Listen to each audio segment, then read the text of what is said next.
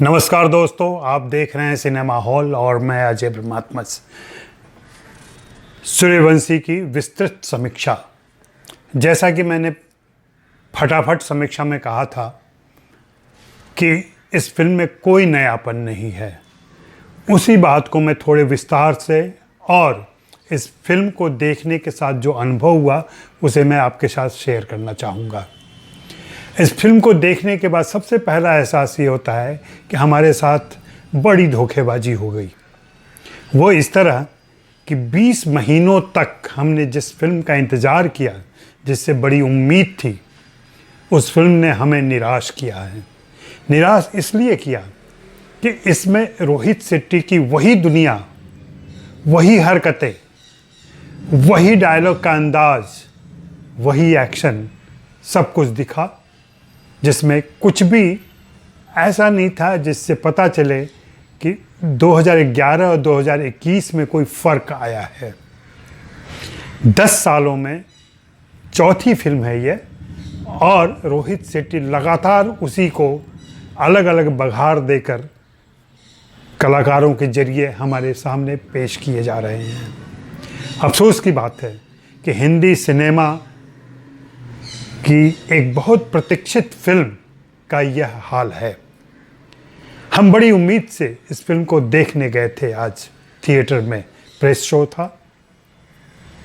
मुंबई के PVR Juhu theatre में बहुत सारे हमारे फिल्म समीक्षक और पत्रकार मित्र आए थे। फिल्म को देखने का उत्साह लगभग 10-15 मिनट के बाद से ही ठंडा होता चला गया।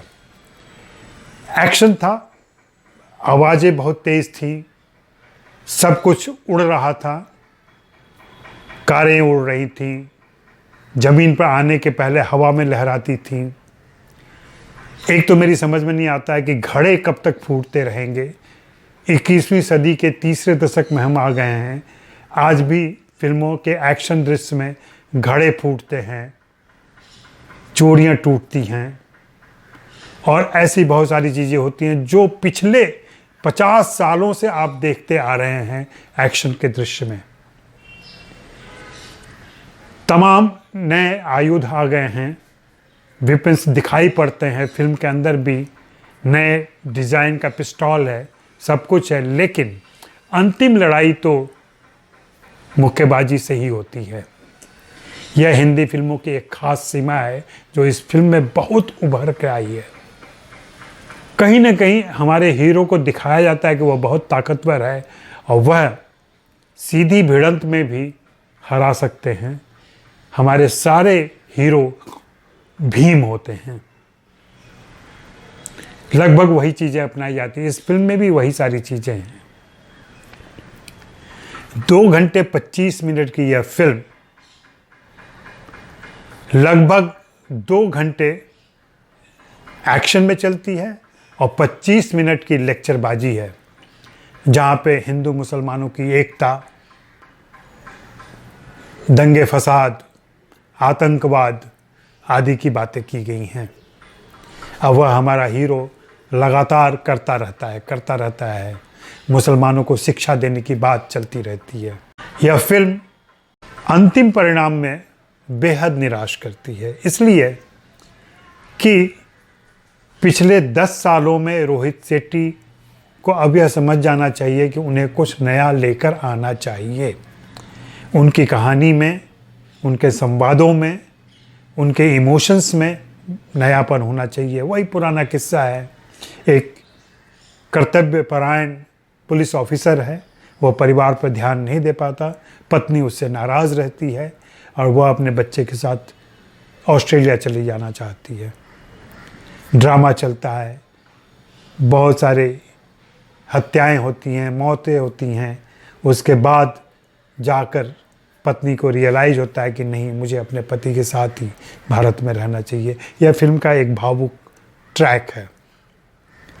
बाकी इस फिल्म में जैसा कि पुराना चावल शब्द का इस्तेमाल किया गया है, सिम्बा जब आता है तो बोलता है अजय देवगन और अक्षय कुमार के बारे में कि ये पुराने चावल हैं, तो उस पुराने चावल का भी इंतज़ाम किया गया है, लेकिन वह पथ्य के काम नहीं आ पाता।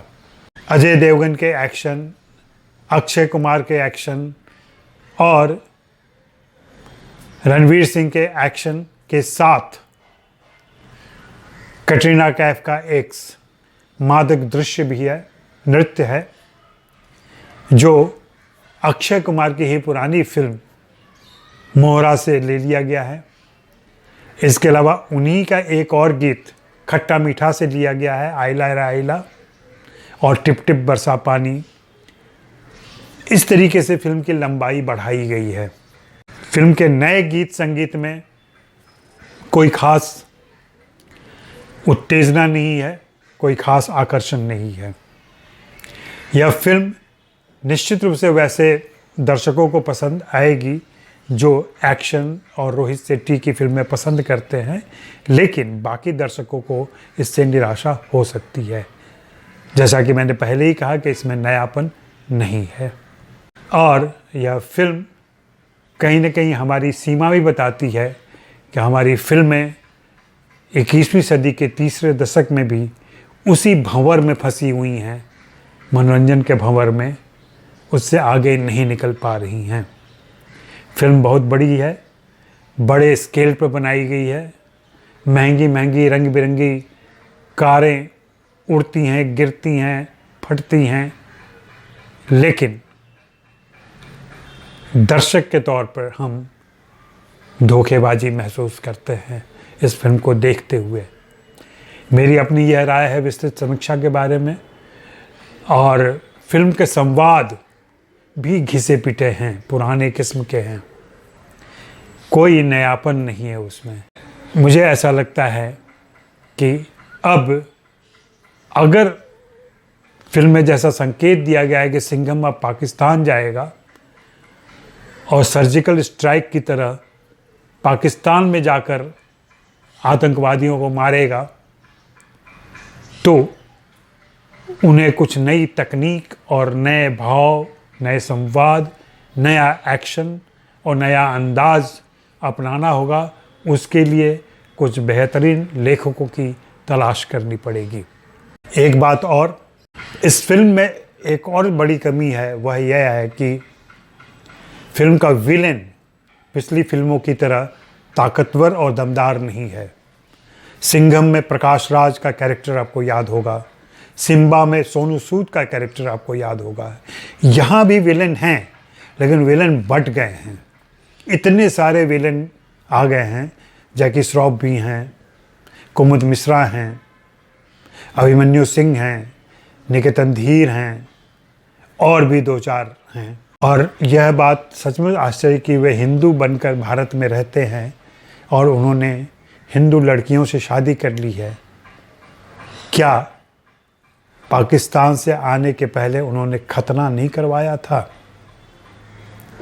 उनकी बीवियों को पता नहीं चला कि उनके पति हिंदू हैं या मुसलमान?